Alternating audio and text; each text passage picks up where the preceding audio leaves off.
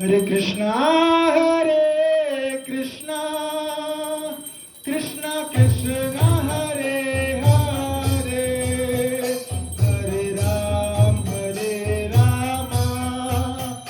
राम राम हरे हरे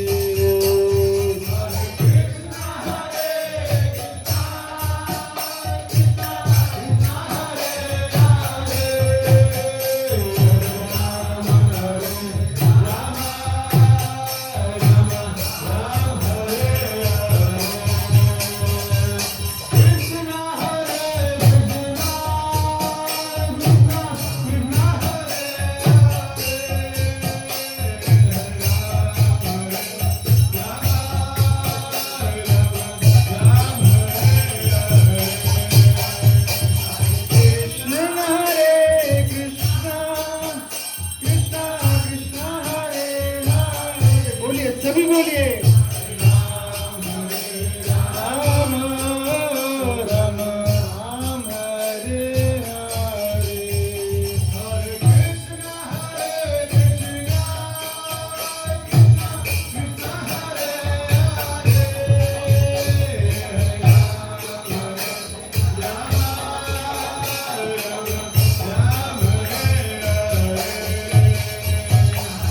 कृष्णा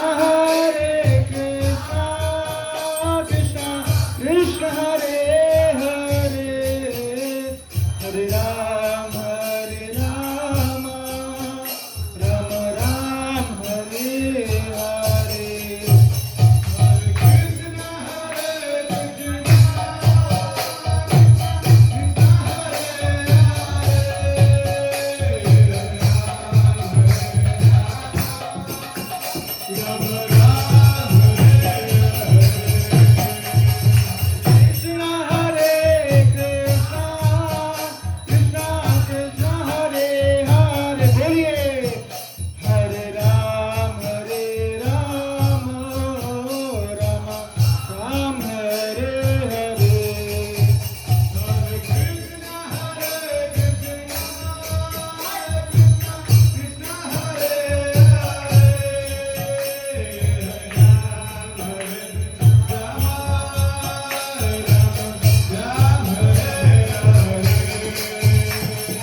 कृष्ण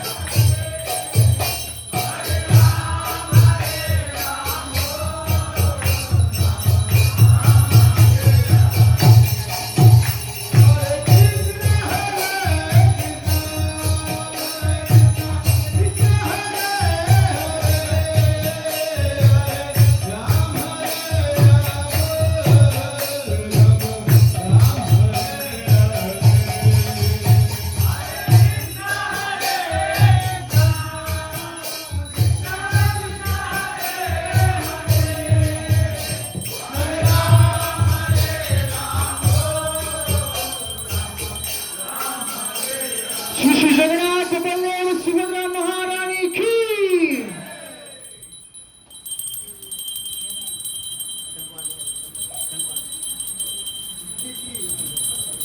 हरे कृष्णा हरे कृष्णा हरे कृष्णा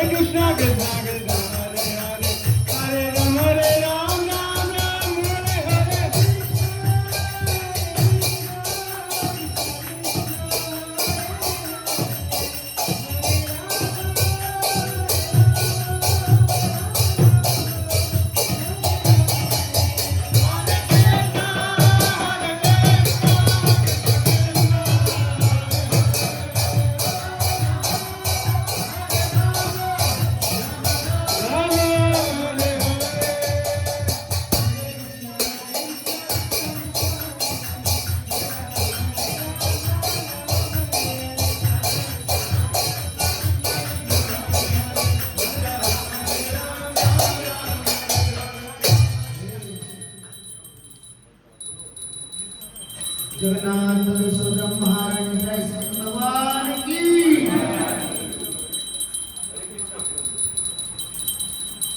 जय जय नंद यशोदा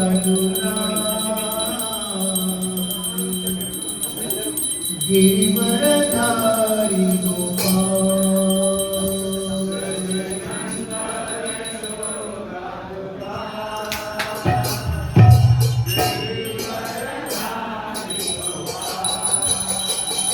जय जय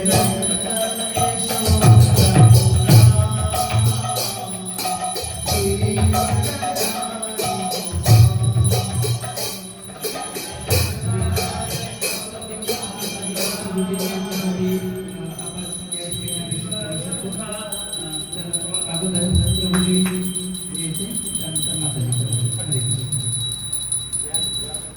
जय जय नंद यशोदा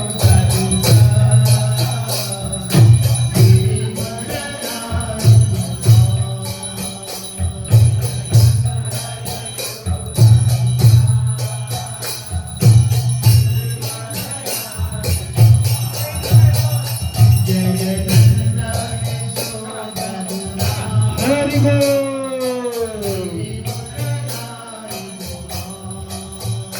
जय जय नंद यशोदा बोला गिरधरधारी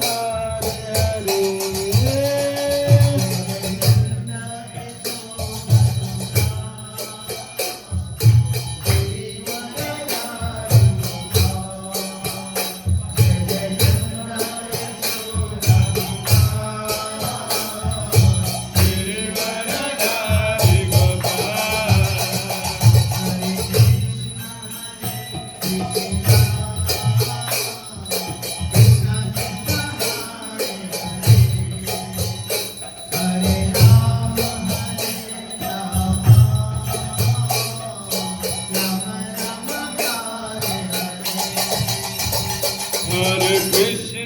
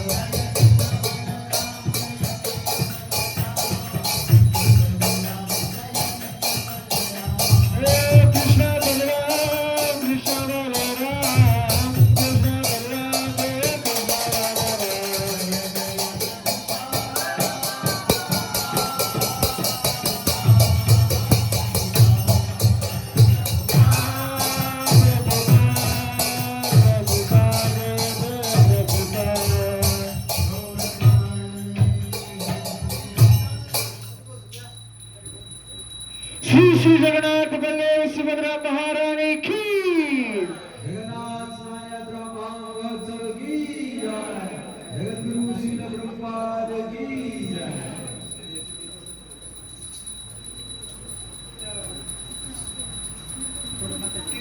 हरे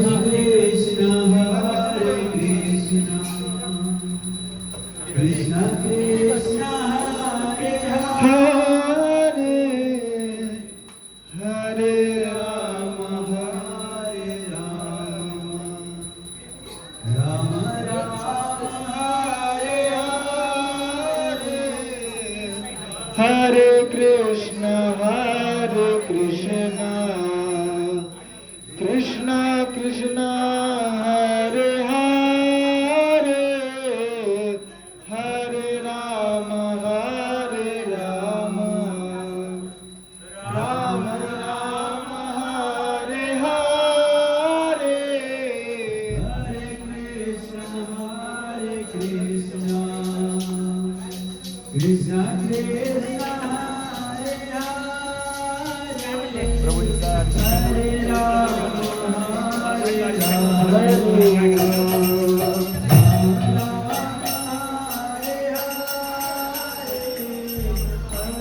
कृष्ण कृष्ण कृष्ण हरे हरे हरे राम हरे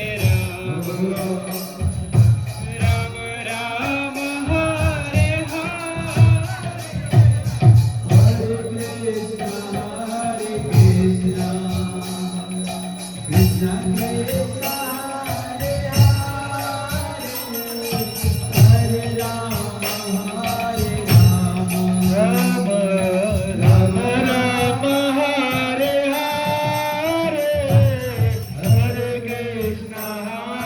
कृष्ण कृष्ण कृष्ण हरे हरे हरे राम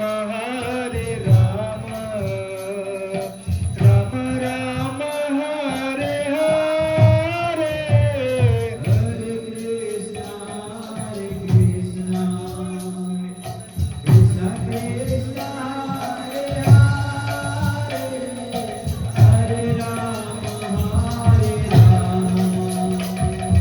Hare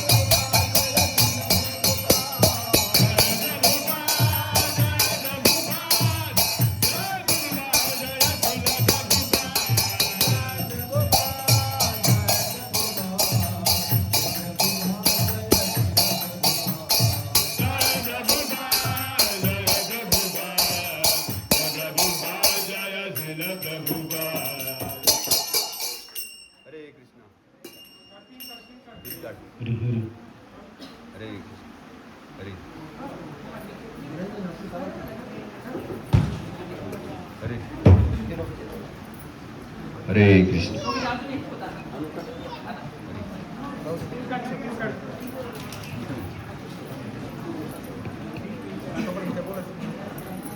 हरे कृष्णा. सर्व भक्तांचं विशेष स्वागत आहे आजच्या या जगन्नाथ स्नान यात्रा महोत्सवामध्ये. सर्व भक्तांनी आपले दोन हात वरती करा आणि मोठ्यानं सर्व भक्तांनी आपले दोन हात वरती करून मोठ्यानं म्हणायचं आहे, हरे कृष्णा हरे कृष्णा कृष्णा कृष्णा हरे हरे हरे राम राम राम हरे हरे. तर श्री जगन्नाथ धाम इस्कॉन लातूर मंदिरमध्ये आज हा अतिशय भव्य दिव्य असा भगवंताचा स्नानाभिषेक झालेला आहे. आपल्या सनातन धर्मातील 4 धामपैकी जे एक धाम आहे जगन्नाथपुरी धाम, त्या जगन्नाथ धामपुरीमध्ये सकाळी 10 आम्ही इथं पाहत होतो की जगन्नाथाचा स्नानाभिषेक झाला आणि त्याच पद्धतीनं आज इस्कॉन लातूर जगन्नाथ धाम मंदिरमध्ये देखील हा कार्यक्रम झालेला आहे. आणि येणाऱ्या 16 तारखेला जगन्नाथपुरीमध्ये रथयात्रा आहे आणि तशीच रथयात्रा लातूर नगरीमध्ये सुद्धा आहे. हरी ओम. तर आपण पूर्णपणे जगन्नाथपुरी धाम मध्ये जसे कार्यक्रम होत आहेत तसेच कार्यक्रम लातूरमध्ये देखील घेत आहोत. आणि या विशेष कार्यक्रमासाठी आपल्याला लाभले आहे आदरणीय धर्मराज प्रभूजी. हरी ओम. तर आपल्या सर्वांच्या वतीनं प्रभूजींचं स्वागत करण्यासाठी एक वेळेस हरे कृष्ण महामंत्र प्रभूजींचं स्वागत करूया. हरे कृष्णा कृष्णा कृष्णा हरे हरे हरे राम राम राम हरे हरे. तर या स्नानाभिषेक नंतर आता लगेच जगन्नाथांची कथा होणार आहे. जगन्नाथांच्या अनेक मधुर लीला आहेत, कथा आहेत, त्या आपल्याला प्रभूजींच्या वाणीमधून श्रवण करण्याचं महत्त्वभाग्य या ठिकाणी लाभणार आहे. तर लागलीच या ठिकाणी प्रवचनाला सुरुवात होत आहे. हरे कृष्ण.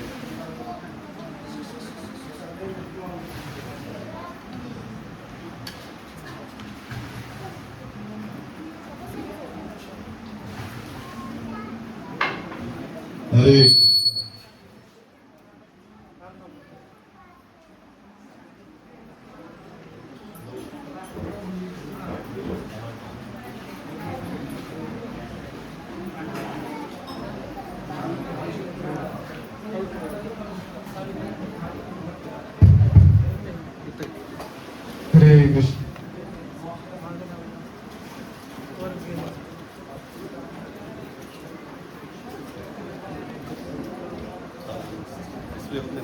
बंद करके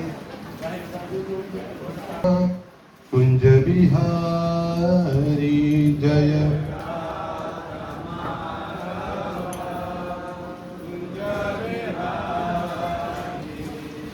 जय राधा माधव कुंज बिहारी बड़ा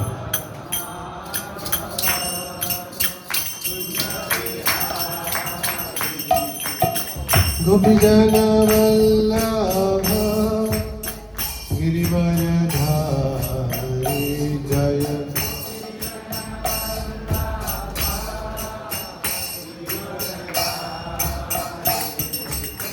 गोपी जन वल्लभ गिरिवर धारी जय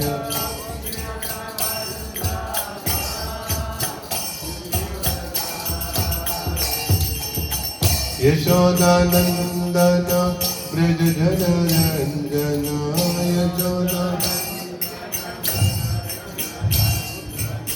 यशोदानंदन ब्रज जन रंजन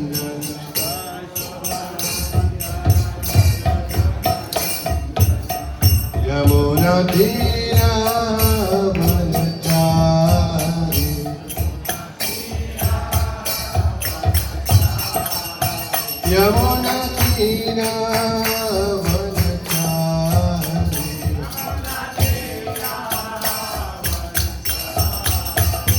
जय राधा माधव कुंज बिहारी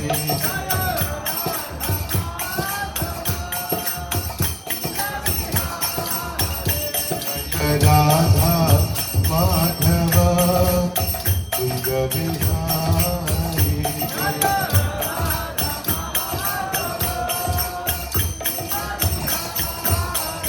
हरे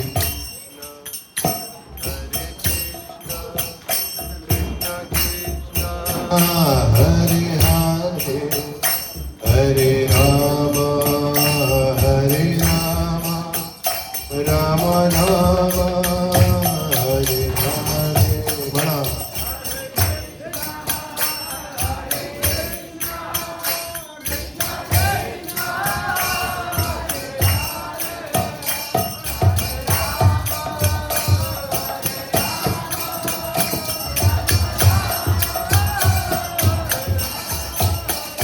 हरे कृष्णा कृष्ण कृष्ण हरे हरे हरे राम राम राम हरे हरे म्हणा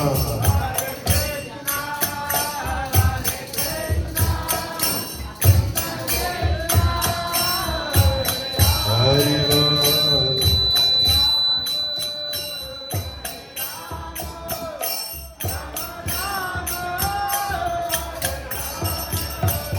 हरे कृष्ण कृष्ण कृष्ण हरे हरे हरे राम राम राम हरे हरे म्हणा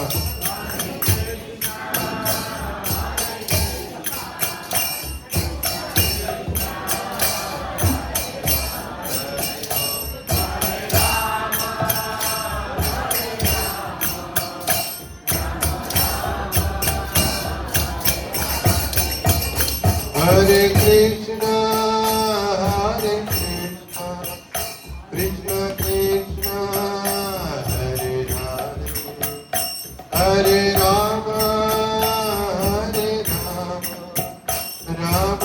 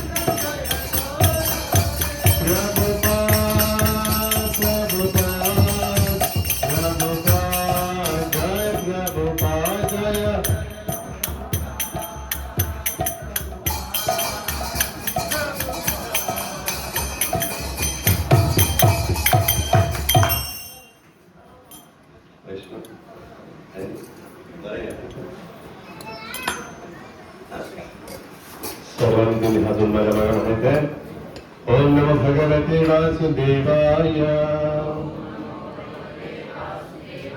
ओम नमो भगवते वासुदेवाय ओम नमो भगवते वासुदेवाय नारायणं नमस्कृत्य नरं चैव नरोत्तमम् देवीं सरस्वतीं व्यासं ततो जयमुदीरयेत् नष्टप्रायेषु अभद्रेषु नित्यं भागवत सेवया भगवती उत्तमश्लोके भक्तिर्भवति नैष्टिकी कृष्णाय वासुदेवाय देवकी नंदनाय च नन्दगोपकुमाराय गोविंदाय नमो नमः. हरे कृष्ण. तर आपण श्रीमद भागवतात एक श्लोक घेणार आहोत आणि त्याच्याद्वारे आपण आजची जी कथा असणार आहे. तर श्रीमद भागवत मधला हा पहिल्या स्कंदातल्या 8व्या अध्यायातला 22वा श्लोक आहे.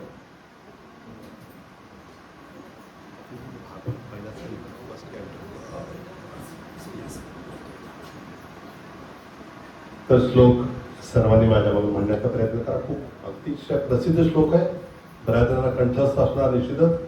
तर म्हणण्याचा प्रयत्न करा. नमः पंकजनाभाय नमः पंकजमालिने नमः पंकजनेत्राय नमस्ते पंकजांग्रये नमः पंकजनाभाय नमः पंकजमालिने नमः पंकजनेत्राय नमस्ते पंकजांग्रये नमः पंकजनाभाय नमः पंकजमालिने नमः पंकजनेत्राय नमस्ते पंकजांग्रये. कोण म्हणणार?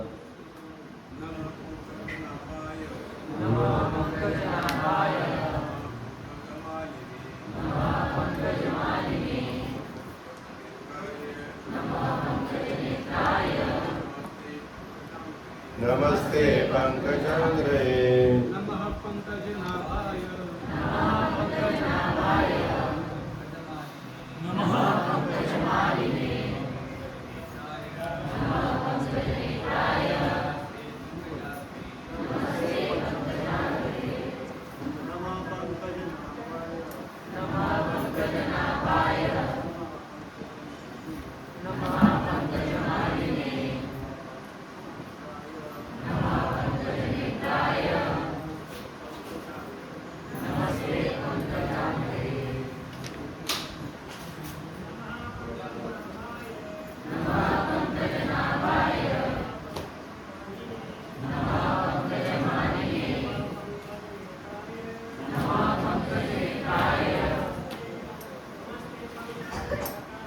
नमस्ते पंकजांग्रये नमः पंकजनाभाय नमः पंकजनाभाय नमः पंकजमालिने नमः पंकजनेत्राय नमस्ते पंकजांग्रये नमः पंकजनाभाय नमः पंकजमालिने नमः पंकजनेत्राय नमस्ते पंकजांग्रये. माताजींमध्ये कोणी? नमः पंकजनाभाय नमः पंकजमालिने नमः पंकजनेत्राय नमस्ते पंकजांग्रये. अजून कोणी? नमः पंकजनाभाय नमः पंकजमालिने नमः पंकजनेत्राय नमस्ते पंकजांग्रये नमः पंकजनाभाय नमः पंकजमालिने नमः पंकजनेत्राय नमस्ते पंकजांग्रये. शब्दार्थ सगळ्यांनी माझ्या म्हणण्याचा प्रयत्न करा. नमः सादर नमस्कार पंकजनाभाय, ज्यांच्या नाभीतून ब्रह्मदेवांचे जन्मस्थान असे कमळ उत्पन्न झाले त्यांना नमः सादर नमस्कार पंकजमालिने, नेहमी कमळांची माळ धारण करणाऱ्यांना नमः नमस्कार पंकजनेत्राय, कमळाप्रमाणे शीतल दृष्टी असलेल्यांना नमः ते तुम्हाला सादर प्रणाम. पंकज अंग्रये, ज्यांच्या चरणतळावर कमळाचे चिन्ह आहे अशा तुम्हाला. भाषांतरण तात्पर्य श्रील प्रभुपादांच्या दर्शन प्रभुपाद की. ज्यांच्या नाभी कमळातून ब्रह्मदेवांचे उत्पत्तीस्थान असणारे कमळ उत्पन्न होते, जे नेहमीच कमळ पुष्पांची माळ धारण करतात, ज्यांची दृष्टी कमळाप्रमाणे शीतल आहे आणि ज्यांच्या चरणांच्या तळव्यांवर कमळाचे चिन्ह अंकित आहे, अशा तुम्हास मी सादर नमस्कार करते. कोण म्हणता का? कोणती महाणी म्हणते? तात्पर्य, भगवंतांच्या दिव्य शरीरावर काही विशेष प्रतिकात्मक चिन्हे अंकित आहेत आणि हे चिन्हे भगवंताचे शरीर व इतरांचे शरीरे यातील भेद दर्शवितात. ते भगवंताच्या शरीराचे विशेष लक्षणे आहेत. भगवंत आपल्यापैकी एक अशा भूमिकेत येतील, परंतु या शारीरिक वैशिष्ट्यांनी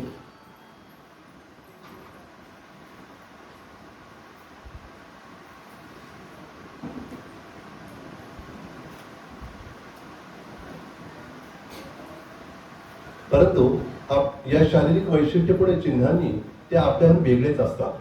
श्रीमती कुंतीदेवी, आपण स्त्री असल्यामुळे भगवंतांना पाहण्याची आपल्यामध्ये पात्रता नाही असे म्हणते.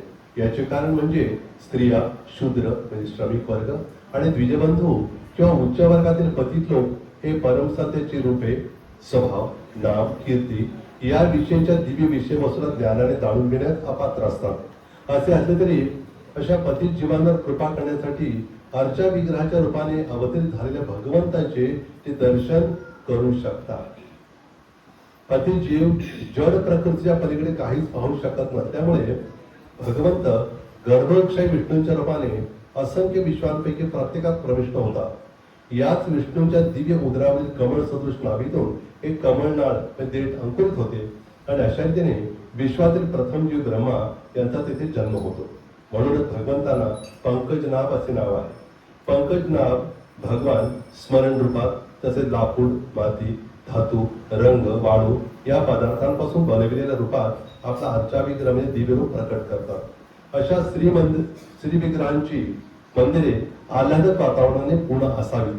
त्यामुळे भौतिक संघर्षात सदैव संलग्न असलेल्या अभक्तांचे व्याकुळ चित्त आकर्षित होईल. चिंतक मनात रूपाचे चिंतन करून त्याची पूजा करतात.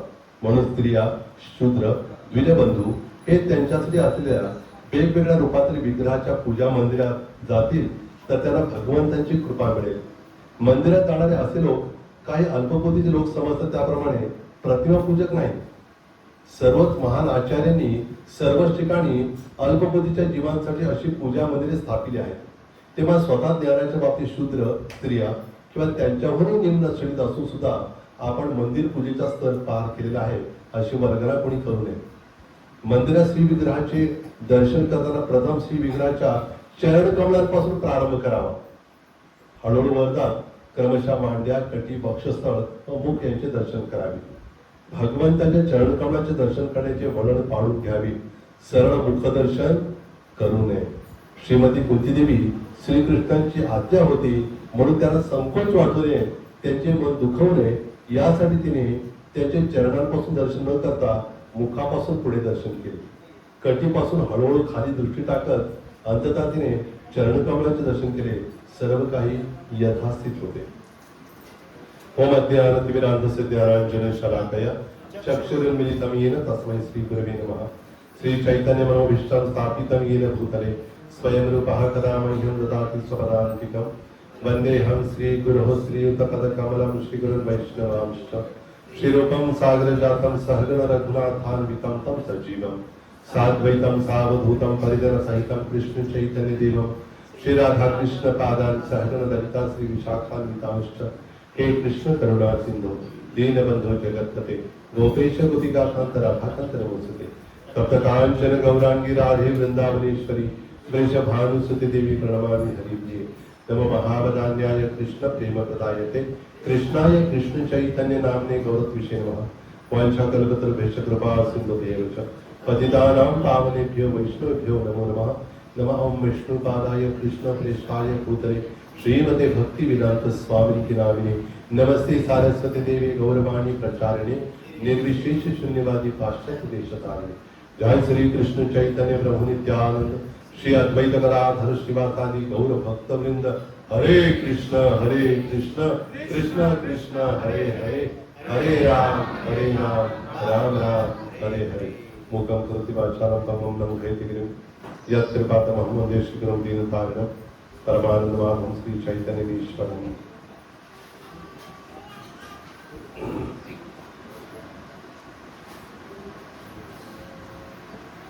कथनच्या स्मृती पुष्कळ सुकरामध्ये 20 मध्ये त्या श्री चैतन्य निर्माण. हरे कृष्ण जय जगन्नाथ. काय सगळं इथे आहेत का तुम्ही सगळे शरीराने आणि मनाने सुद्धा. तन मन तर ऐकून घर आणलाय का तुम्ही? ते होते धन पैसे काहीच नाही. पण आजकाल पैसे कुठे असतात? नाही, मोबाईल मध्ये असते. त्याला बघ काय पैसे का मोबाईल त्यातच असतं. तर मुद्दा हाच आहे की आज फार विशेष सोहळा आहे आणि या सोहळ्यामध्ये भगवंताच्या आंघोळीचा सोहळा आहे. स्नान यात्रा. आपण रोज आंघोळ करतो पण भगवंत वर्षात येणार हे काय बरं वाटत नाही. काय आवश्यकता आहे त्याला आंघोळीची? आपण भगवंताला स्नान घालतो ते त्याला स्वच्छ करण्यासाठी का आपल्याला स्वच्छ करण्यासाठी? आपल्याला शुद्ध होण्यासाठी. इतकं सुंदर अभिषेकाचा सोहळा झाला. भगवंताला स्नान विधीवरती तिथं अभिषेक झाला माहिती जगन्नाथ पाहिलं तुम्ही. तर स्नान विधीवरती अभिषेक सोहळा मोठा 108 चांदीच्या घड्यांनी सुना कुवामधनं ते पाणी आणून अभिषेक होतो भगवंताचा 108 चांदीच्या घड्यांनी. इथं सध्या तरी शक्य नाही. पण सुना कुवा पण नाही आपल्याकडे. तशी विहीर पण नाही. ती विहीर बनवावी लागेल मग. गरज गोष्टी आहे. आणि तसं तर 15 दर्शन बंद असतं. 15 दर्शन मग इथं तसं नाही. इथे येऊ शकता उद्या तुम्ही. वा 15 आलं नाही तर ते बंद असायला 15 दर्शन. हो इथं चालू असतं. काही ठिकाणी परत पुण्यात नेहमी बंद ठेवतात ते तेवढंच ऑर्डर करून.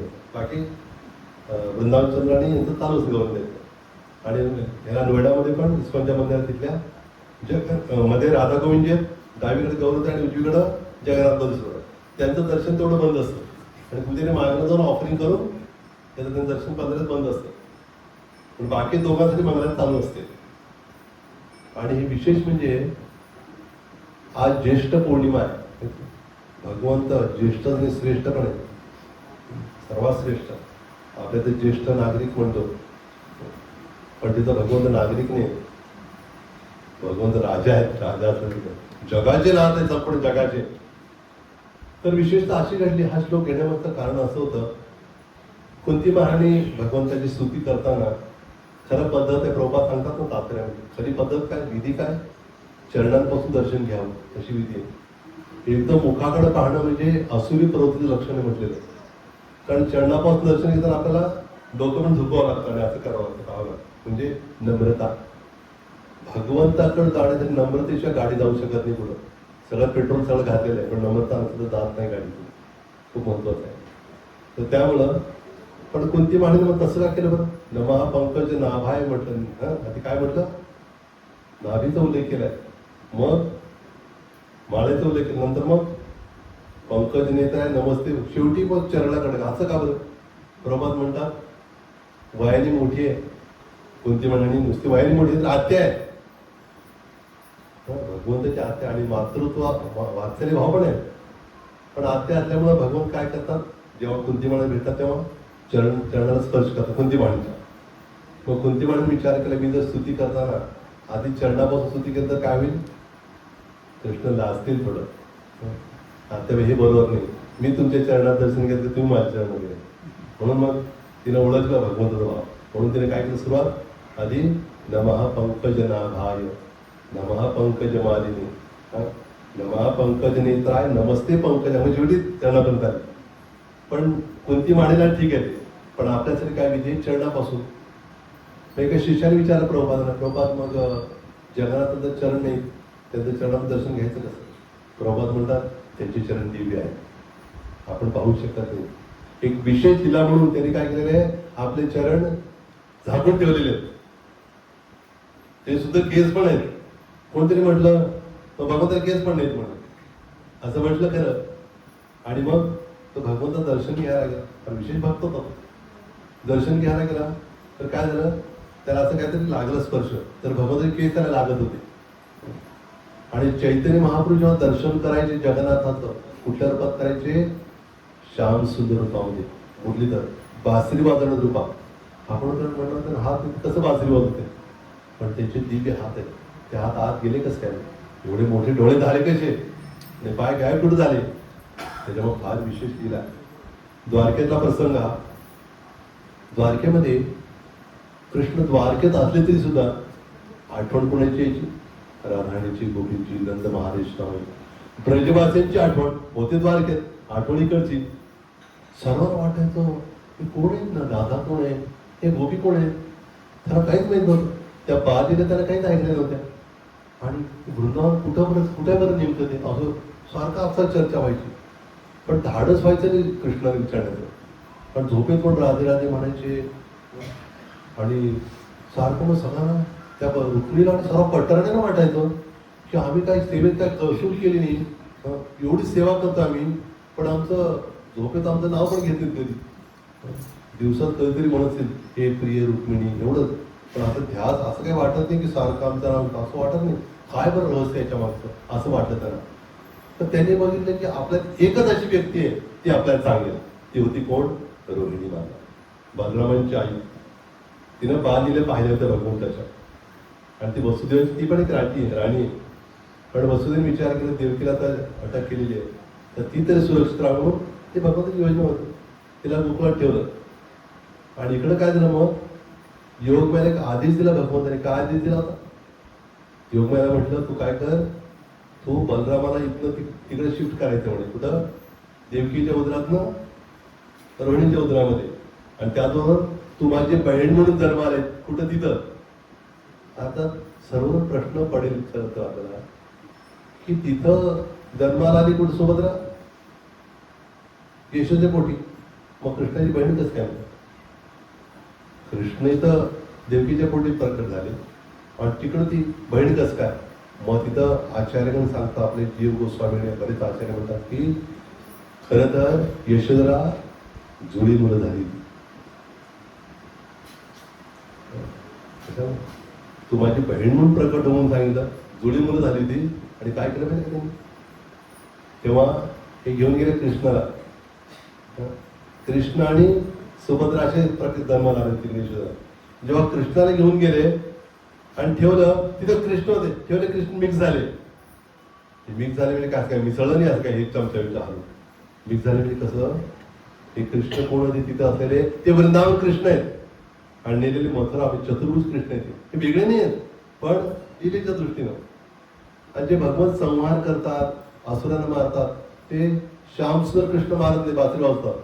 पण त्यांच्या आतलं जे विष्णू तत्व आहे, विष्णू रूप, ते काय करतात? त्याच्याद्वारे ते संहार करतात. आणि आली इकडं. आणि मग हिरीला कोणालाच माहित नाही, बालीला कोणा या असुराला मारलं त्याला काहीच माहित नाही. आणि मग त्यांनी रोहिणीला गाठलं. म्हटलं की हे रोहिणीला आपण काय करा, आपल्याला सगळं माहिती, आपण ऐकलेलं पाहिलेलं. तर आपण आम्हाला ती कथा सांगा म्हणजे लीला ऐकायचं आम्हाला. आणि द्वारकेतल्या प्रचंड मोठ्या महालामध्ये, आणि तिथं काय महाल म्हणजे काय, असं भरलं की पॅक झालं तर काय अवघड नाही, बाहेर कोणी बसत नाही तिथं, आपोआप ते वाढतं हॉल. तिथं हॉल वाढतो का आपला? नाही. तसं काही तर हॉल वाढत नाही, दुसरा बांधावा लागतो, वाढत नाही. तर त्यामुळं सगळे बसले. रोहिणी मात्र विचारले की आमचा प्रश्न आहे. काय प्रश्न आहे? आम्हाला श्रीकृष्णांच्या लीला ऐकायच्या आहेत, म्हणजे वृंदावनात झालेल्या आहे, आणि नेमकं राधा आणि कोण आहे सगळं आम्हाला जाणून घ्यायचंय, आम्हाला ऐकायचं आहे. मग रोहिणी माता म्हटली मी सांगेन, पण होणार काय की कृष्ण बलराम जर आले, त्याने जर ऐकलं एक क्षण पण थांबणार, लगेच निघून जाते वृंदावनात. कारण त्याला नेहमी आधीच वृंदावनचे विषय बोलत असा झोपी सुद्धा, आणि काय होणार, जाणार लगेच, थांबणार पण नाही. मग आपलं कसं होणार इथं त्यांच्याशिवाय? म्हटल्यावर मग काय केलं पाहिजे, म्हणजे कोणाला तरी आता सिक्युरिटी गार्डला उभं करायचं. आता कृष्ण बलराम जर आले, सिक्युरिटी गार्डला काय हे होईल का? त्याला उचलून ठेवतील बाजूला, किंवा जर हळूच न कळत त्याला कुठं गेलं जाईल कळणार नाही. काय केलं पाहिजे? मग सुभद्रेची निवड झाली बिनविरोध का काय मत आहे, करायची गरज पडली. सगळं हो मग ठीक आहे, सुभद्रा का थोडा बहिणीचा अधिकार नाही दादा, जायचं नाही बरं का, नाहीतर राखी नाही बांधणार. ठीक आहे असं म्हटलं ना.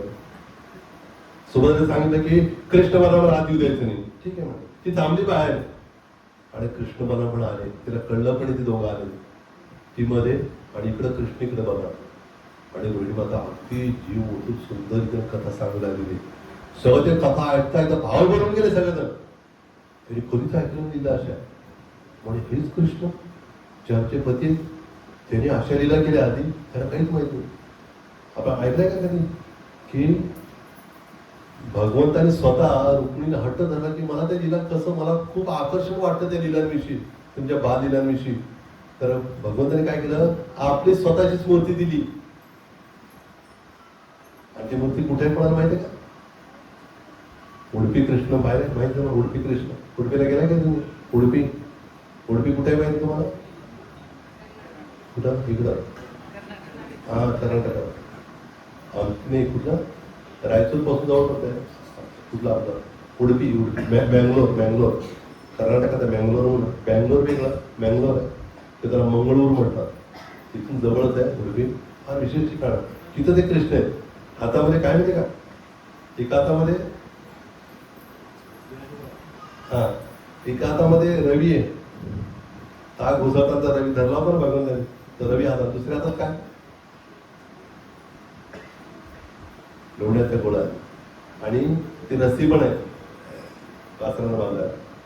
तर ते विग्रह रुक्मिणीकडे दिले होते, आणि नंतर काळाच्या ओघाने झाल्यानंतर ते मध्वाचार्यांना सापडले, आपल्या संप्रदायाचे मुख्य आचार्य त्यांना.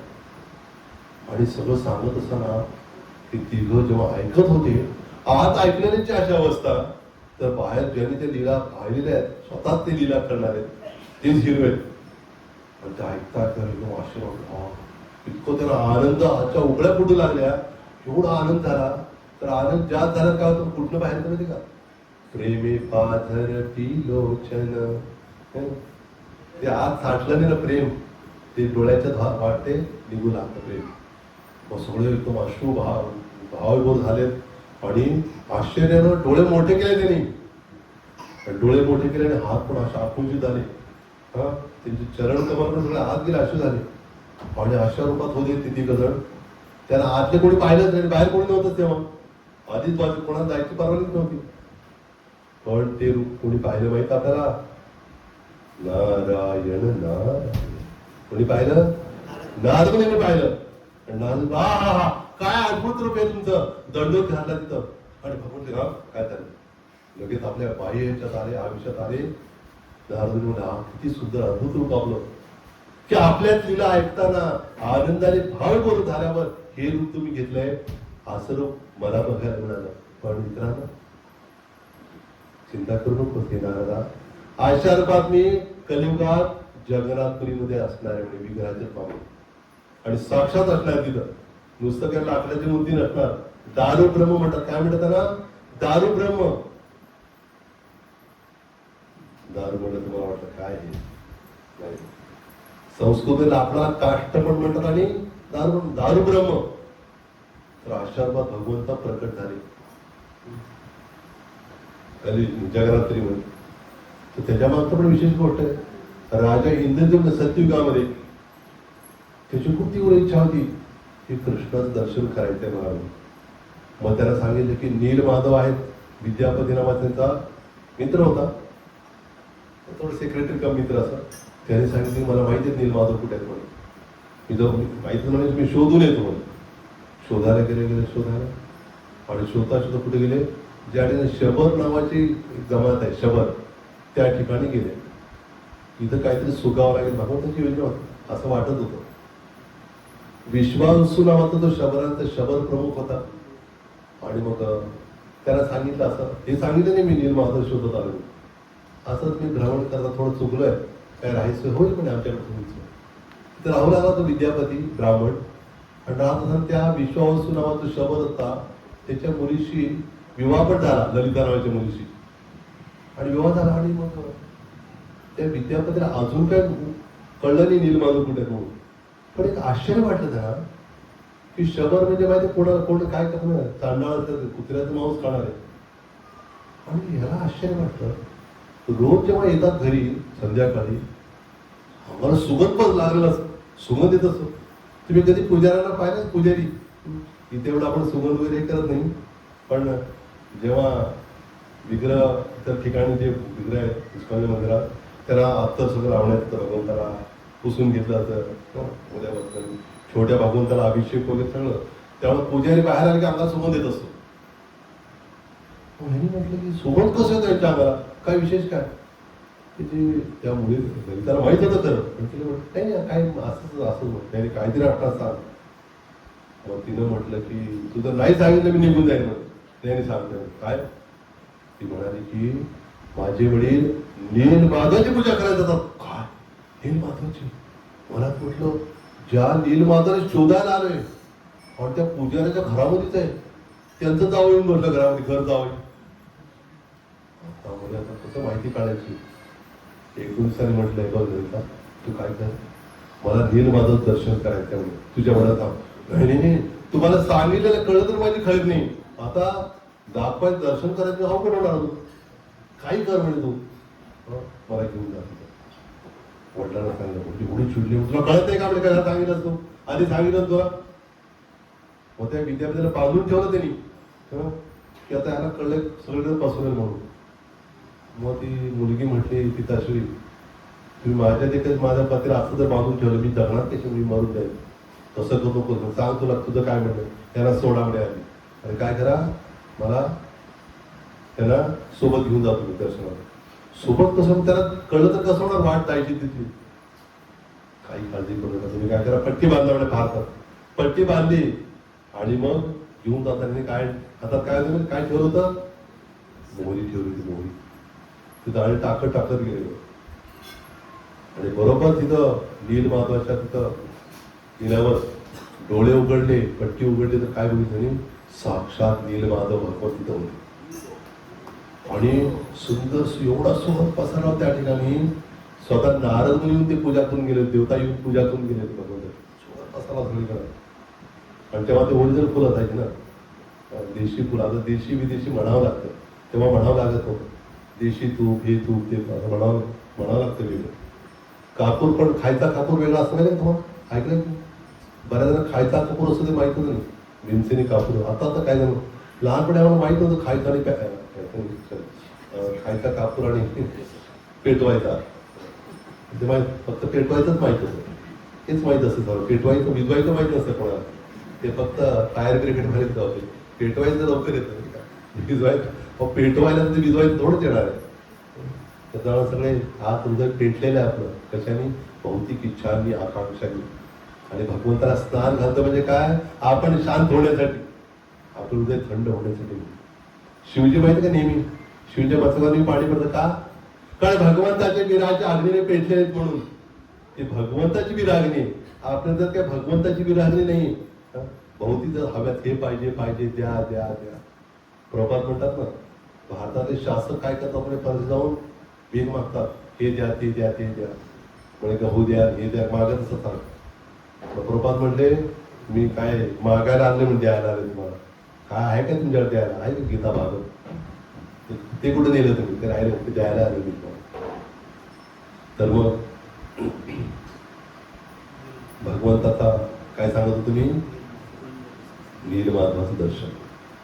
आणि मग त्यांनी सगळी पूजा केली. ते पाहत होते आठवड्याच्या पूजेचे फुलं की आणायला गेल्यावर काय झालं माहिती का? एक विहीर होती अशी विहीर. त्या विहिरी कावळा बसला होता. त्या विहिरीवर फांदी होती झाडाची. कावळा बसला होता आणि अचानक कावळा पडला त्या विहिरीमध्ये. पडला लगेच चतुर्भुज प्राप्त होऊन गेला निघून दामात.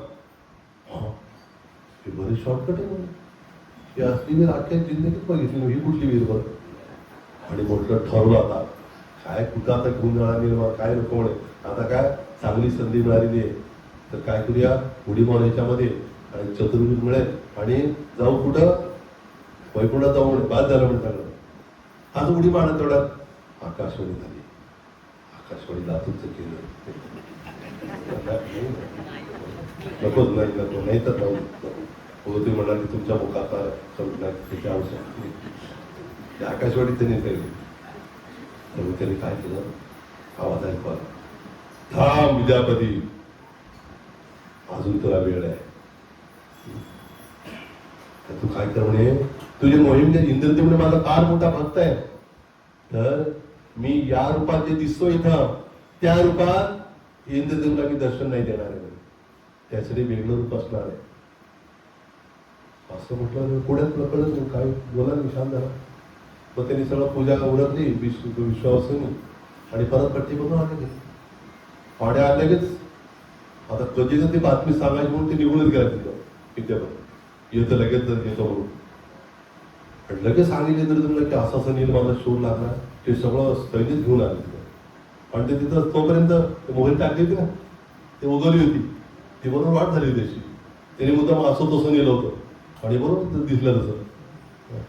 विठवाकडे वळण असले तरी सुद्धा वळण आहे सावधान दिलं असं तर काही दिले नव्हते तिथं. तर त्यामुळे गेलं पोचलं बरोबर तर काय विग्रहच नाही तिथं. इंद्रदेव राजा म्हणे कुठे तो सासरा कुठे विश्वासू शोधलं तर काय भेटले ते कुठे ठेवले निर्माण सांगा. हे म्हणे मला काहीच माहिती मी गेलो तर दर्शन नाही झालं. त्याला बांधून ठेवलं. नंतर मग नारदमुनी सांगितलं नाही म्हणे भगवंत नीलमाधवाच्या रूपामध्ये तुमच्याकडं नाही येणार. आता काय करणार आहे फार विशेष रूपात येणार आहे असं काय म्हणे. मग सांगितलं नारदमुनी की सकाळच्या वेळेला काय जर म्हणून नारदमुनी सांगितलं काय म्हणून आपल्याला स्वप्नात सांगणार की तिथे जे महोदधी आहे. महोदधी माहिती आपल्याला महोदधी म्हणजे काय? दही माहिती आहे तुम्हाला. महोदधी म्हणजे तो समुद्र आपलं ऐकलं का आपण चैतन्य महाप्रभू रोज 3दा त्या समुद्रात स्नान करायचे 3दा. आणि जेव्हा हरिदास ठाकूरचं निर्वाण झालं तिरभाव झाला तेव्हा स्वतः महाप्रभू हरिदास उचलून आणून त्या समुद्रात स्नान घातलं त्यांना. आणि त्यावेळेला चैतन्यप्रभू म्हणतात बघा रोज स्वतः 3दा स्नान करायचे. तेव्हा असं नाही म्हटलं पण हरिदास ठाकूर शरीर सोडल्यावर जेव्हा त्यांना आंघोळ घातली तेव्हा म्हटलं की हे काय झालेलं आहे महातीर्थ झाले म्हणे. आता काय झालंय महातीर्थ झाले म्हणे. राधानाथ स्वयंवराच्या प्रवर्तन नाही की म्हणे आता महातीर्थ झालेले आहे. चैतन्य स्वतः भगवंतानी प्रस्तुत हा मी भगवंत आहे महातीर्थ नाही. माझ्या शुद्ध भक्ताला शरीर सोडल्यावर सुद्धा स्नान घातलं तरी पण हे महातीर्थ झाले म्हणे. तर अशा तिथं काही म्हणे ओंडके तरंगत ओंडकाळी तरंगत आणि त्याचं काय करायचं विग्रह बनवायचं म्हणून सांगितलं. आणि आला आणि काय झालं मग एवढं तेजस्वी चमकत होतं विग्रह सुद्धा हे ओंडका सुद्धा काष्ट. आणि त्यांनी काय केलं बोलवलं सगळ्या सुतारांना बोलवलं.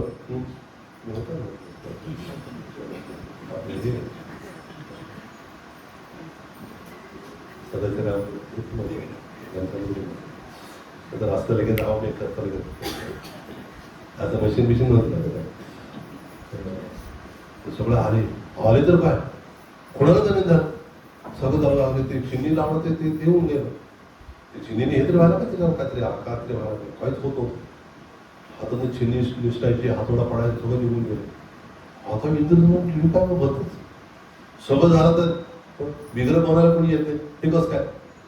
मग नंतर एक अतिशय वयोवृद्ध व्यक्ती आला ऑडिओ एकदम हे झालेलं असं अंग तर कापत होतं. तो म्हणा महाराज मी करायला तयार आहे. सोहळे बघत राहिले.